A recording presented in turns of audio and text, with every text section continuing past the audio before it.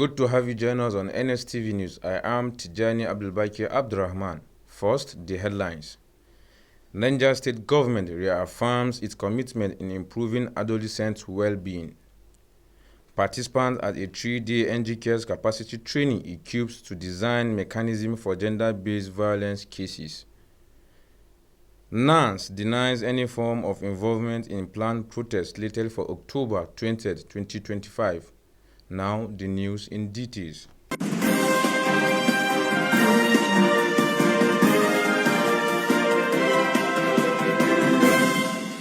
Participants at a 3-day NGCares capacity training in Niger State been equipped to design and implement readiness mechanism for gender-based violence cases across the state with closing exercise at Husky Luxury Hotel in Minna.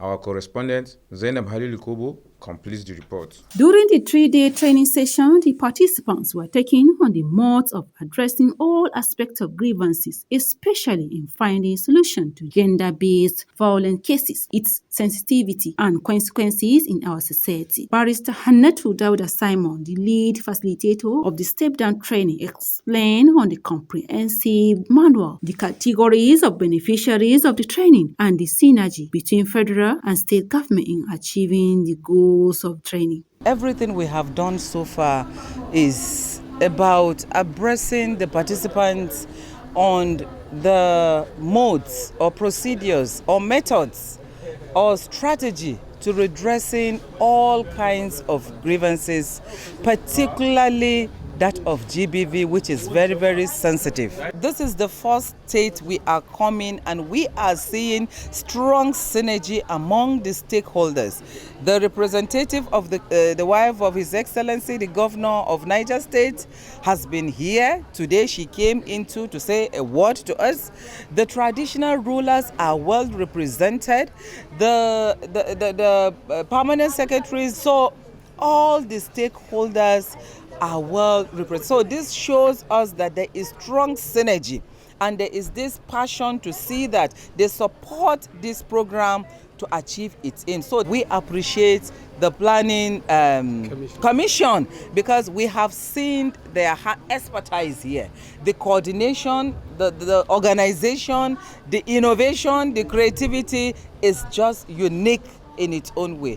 One of the participants from traditional institution, Mohamed Mustafa, the Chiroman Lapai and Hakimi Abugi, commended the organizer of the training, noted its significance, while calling on national and state assembly to adopt and implement the guidelines contained in the manual. I will congratulate the people that organize this retreat.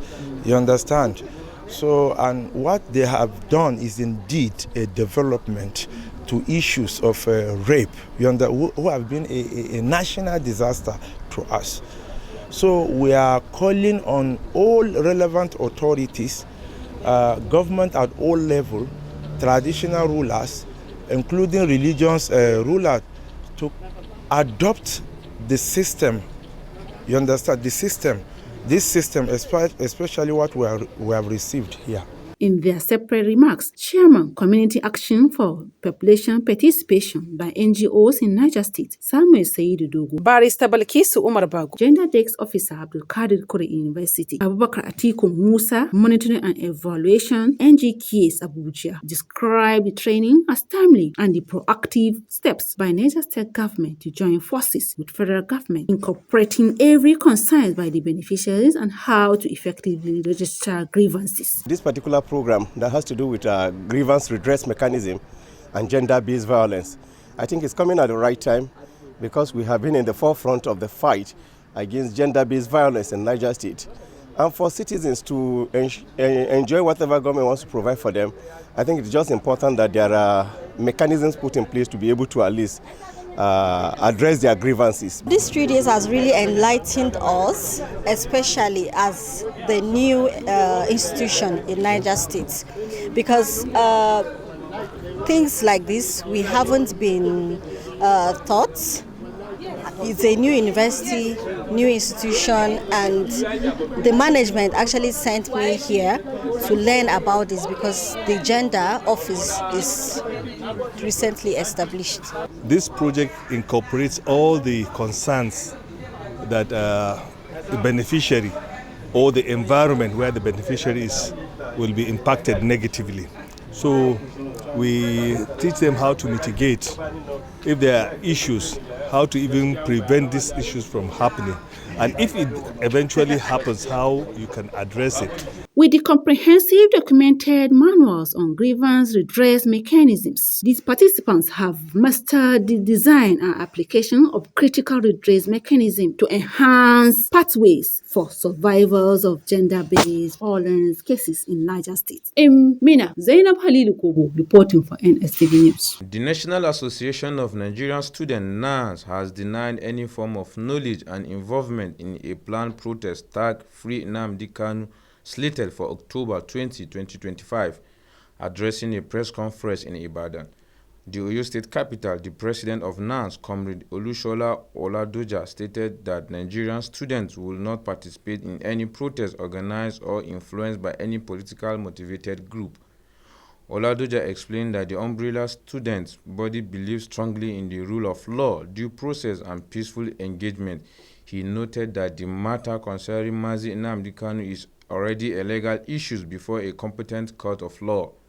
According to him, Omoyele Sowore and his groups are pursuing their political interests and have absolutely nothing to do with NANS. He questioned Sowore and his group to stop using the name of NANS to gain political relevance or credibility. Comrade Oladoja further called on parents and guardians across the country to warn their children and world not to be deceived or lured into going any protest sponsored by such individuals. Niger State government have reaffirmed its commitment in improving adolescent well-being and promoting responsible behavior by increasing access to quality physical and mental health services in the state. The Permanent Secretary, Ministry of Primary Healthcare, Dr. Muhammad Ghana, disclosed this at the 2025 International Adolescent Health Week, organized by the ministry in partnership with WHO and UNICEF, held at Nasfa Hotel, Mina.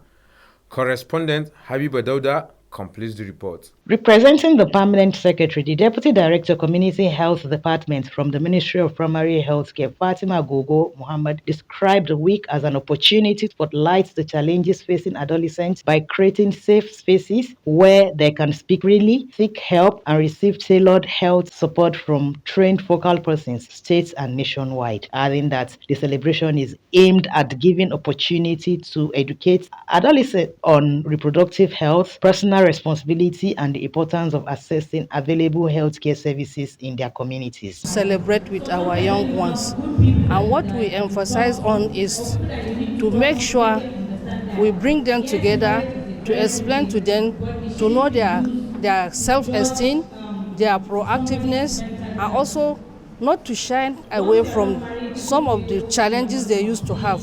They should open up and talk to their parents, talk to their guardians, instead of going to talk to their colleagues, which will lead them to negative aspect of what we don't want.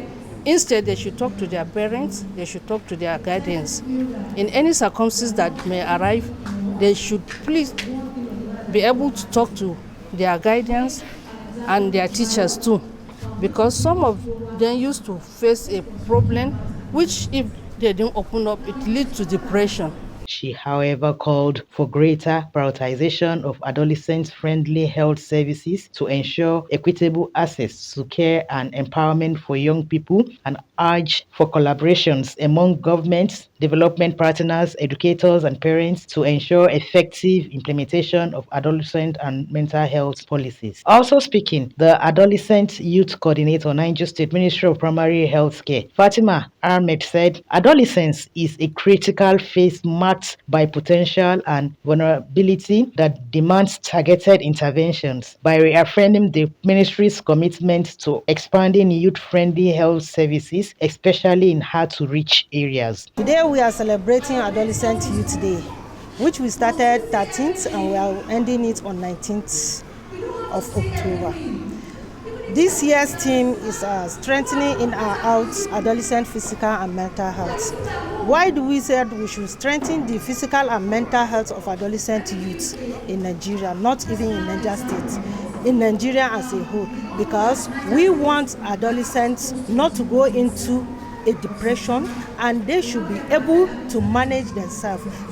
In this era, we want it to be an youth performance, that it will not be I decide for them, they contribute in the decision making, because they are the leaders of tomorrow. And when we have a good leaders and we have a good foundation, we know that the nation will now go higher. She then called for renewed national commitment to safeguarding adolescents' physical and mental well-being, describing them as key to Nigeria's social and economic future. The theme and stakeholders also visited government-based science college Tungamina, where they sensitized and advised the students to avoid drug abuse and risky behaviors by prioritizing mental health as part of lifelong health habits. The event featured panel discussions where youths call on the government and stakeholders to make mental and physical health care more accessible and youth-friendly, as all sectors of government reaffirmed its commitment to improving the health and well-being of young people, and urged for stronger action to address the silent struggles of young people, as well as roadwork, question and answer section, and group photograph. For us to have physical and mental health, build self-love,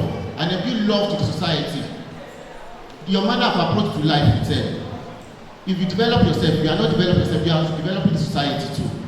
So you have to develop yourself, build self-love, build love for the society too. Social media influencers to talk about how we can do with the stigma going on in the society, peer pressure, how adolescents' mental health is being tempered with. So we are trying to give a more open room of how to discuss it with them, how to make them open up more and trust the community. And that is where the health workers, the parents, the teachers, and everyone at large come to talk to the youth about it and let them understand that it's okay to open up.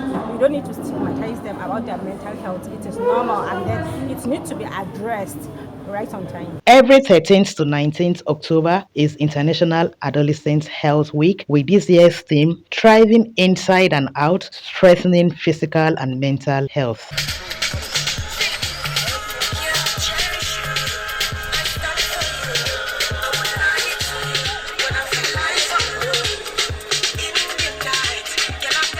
From the Nasfat Hotel Mina, Habiba Dauda reporting for NSTV News. The Nigeria Union of Journalists, NUJ, Niger State Council, has joined growing calls for the establishment of a commission dedicated to the welfare of persons with disabilities in the state. Speaking while receiving the state executive member of Nigerian Association for the Blind at IBB House in Mina, the state chairman of NUJ, Comrade Abu Modu, emphasized the urgent need for such a commission to give a sense of belonging and institutional support to all persons living with disabilities. He describes persons with disability as a vital segment of society deserving of special government attention considering their physical and psychological challenges. Comrade Modu commended Governor Muhammad Umaru Bago for his administration focus on welfare and development programs, urging that similar gestures be extended to persons with disability, particularly the visually impaired.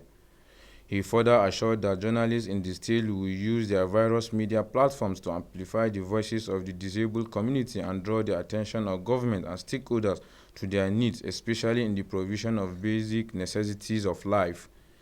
The NUJ chairman also reaffirmed his commitment to supporting initiatives that will enhance the living conditions of people with disabilities, pleading that the union does remain open for collaborations. Earlier, the state chairman of the Nigerian Association for the Blind, Malam Hamza Salisu, said the visit was part of the activities marking the International White Cane Day, celebrated annually on October 15, 2025, to promote the independence and mobility of visually impaired persons worldwide. The United Nations Children's Fund, UNICEF, through its Water, Sanitation and Hygiene WASH program, has joined forces with Nigeria Food Security System and Logistics Company Limited to strengthen collaboration on promoting hygiene practices and ending open defecation, particularly in communities where Nigeria Food operates its farms. During the visit to Nigeria Food Office in Mina, UNICEF representative Mrs. Teresa Palmer explained that the initiative seeks to raise awareness about the danger of open defecation and its impact on public health, especially the spread of waterborne diseases such as cholera and E. coli. She stressed the need for proper sanitation and hygiene practices, urging community members to use toilets, wash their hands regularly with soap, and protect water sources from contamination. According to her, access to clean and safe drinking water is a fundamental human right essential for the health and well-being of children and families. Mrs. Palmer also called on community leaders, youth, and women groups to take active roles in driving behavioral change towards achieving a clean and healthier environment. She noted that the initiative complements Nigeria Foods' ongoing partnership with the Dangote Group and other stakeholders, or rice farming project aimed at increasing local food production and creating employment opportunities for rural households. She emphasized that collaboration between development organizations and the private sector is key to expanding access to safe water and improving community health outcomes. Responding, the Executive Director of Nigeria Food, Mrs. Patience Koku, reaffirmed the company's dedication to sustainable agriculture and community empowerment. She stated that the engagement with UNICEF aligned with Nigeria Food mission to build resilient and self-reliant communities with access to clean water and improved sanitation. Mrs. Koku further expressed the company's readiness to collaborate with both public and private organizations to promote agricultural growth, food security, and overall community development across Niger State and beyond. Now on entertainment, Paris Jackson, daughter of the late legendary singer Michael Jackson, has reportedly received $65 million benefit from her father's estate. It will be recalled that Michael Jackson passed away on June 25, 2009 at the age of 50 due to cardiac arrest. Michael Victoria Haruna has more on entertainment news. Paris Jackson has received $65 million in benefits from her late father, Michael Jackson's estate, according to an October 9 court filing by Michael's estate executor. The executor hit back at Paris' filing in June when she expressed concern over how much the estate was paying in legal fees. Few have benefited more from the executor's business judgment than petitioner herself, who has received roughly $65 million from the estate in benefit, the filing alleges. She would have never received that the executors followed a typical playbook for an estate like this one in July 2009. Michael Victoria reporting for NSTV News. With the report from Michael Victoria Haruna, we conclude our today's bulletin. But before we go, a quick look at the major stories once again. We brought to you that Niger State government has reaffirmed its commitment in improving adolescent well-being. We also told you that participants at a 3-day NG Cares capacity training has equipped to design mechanisms for gender-based violence cases. Also, NANS denied any form of involvement in planned protests slated at October 20, 2025. Stay tuned for the rest of our programs. Have a good day.